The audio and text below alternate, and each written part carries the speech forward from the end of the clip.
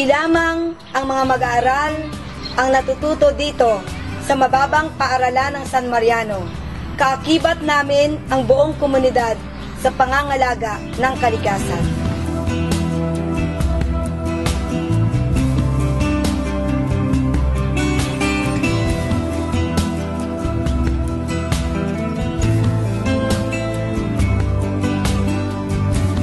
Ang pangangalaga ng kalikasan sa aming paaralan ay nagsisimula sa waste management.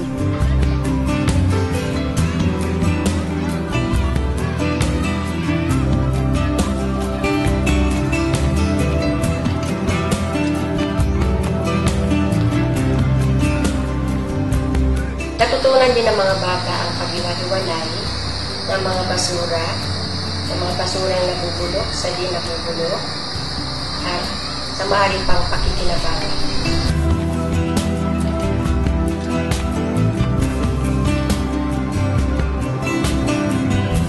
Ang mga nakolektang nabubulok ay ginagamit namin sa aming vermiculture at ang cast nito ay nagsisilbing fertilizer sa aming mga pananim.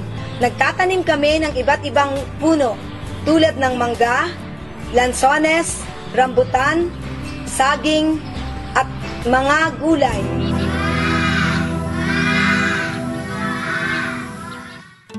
Bilang isang pangulo ng Parents Teachers Association, ay mayroon kaming mga programa para sa kalikasan.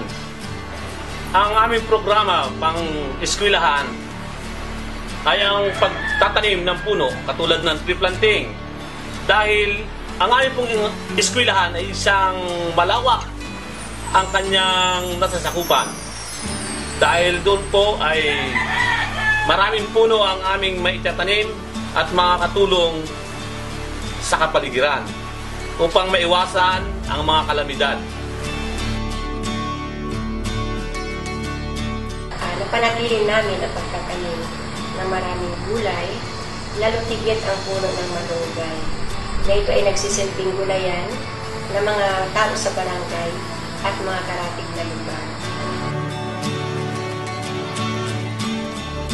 Ang gulay ay aming ginagamit sa school feeding program.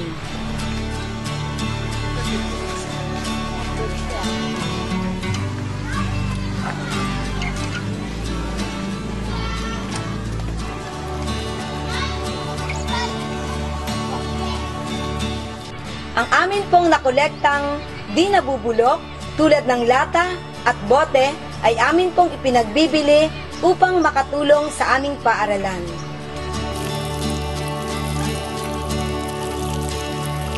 Ang aming paaralan ay may rainwater collector.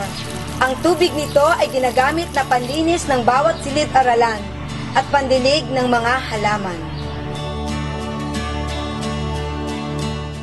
Meron din kaming 3 o'clock habit na kung saan ang bawat silid-aralan ay di na gumagamit ng kuryente mula ika-3 hanggang ika-5 ng hapon.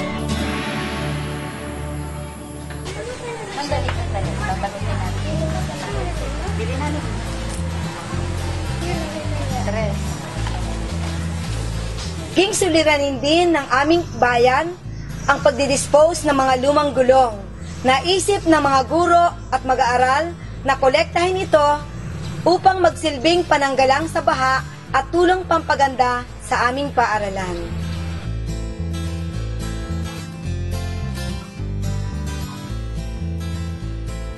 Napaganda rin ang aming paaralan sa pamamagitan ng paggamit ng mga kapakong bagay tulad ng mga lumang gulong na ito ay inayos, tinulayan,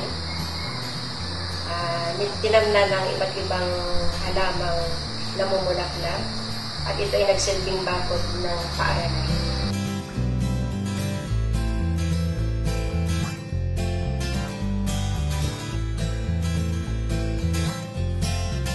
Ang mga basurang napapakinabangan ay ginagamit muli ng aming paaralan tulad ng eco-friendly room na kung saan ang mga bote ng soft drinks ay aming ginamit upang makagawa ng isang gusali.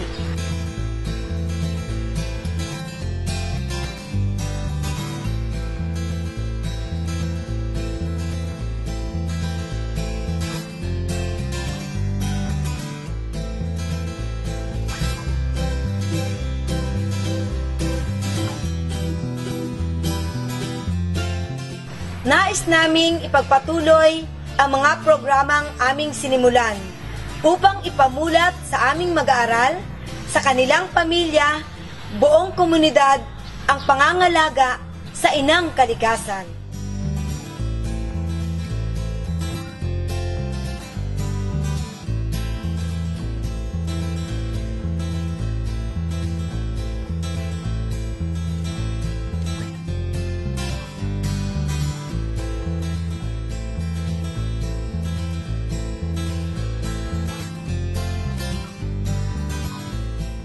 Kaya pinagpapatuloy namin para sa magandang gawain na ito para sa estudyante at sa guro at sa pamilya. Dahil napakalaki ng responsibilidad ng pamilya dahil sa paaralan doon natututo yung mga anak na nag-aaral. At ang responsibilidad naman ng magulang ay tulungan ang mga guro sa pag-akay.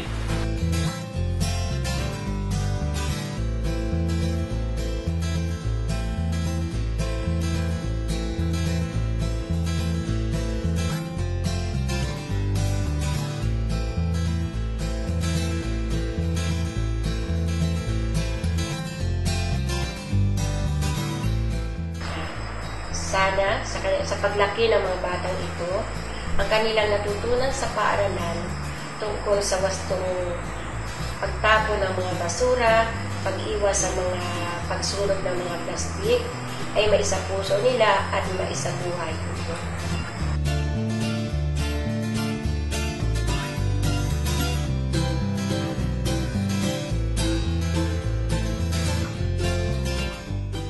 Hangad namin na sa susunod na henerasyon ay di na namin ituturong muli ang pangangalaga ng kalikasan sa aming mag-aaral sapagkat ito'y kanilang isinasabuhay na.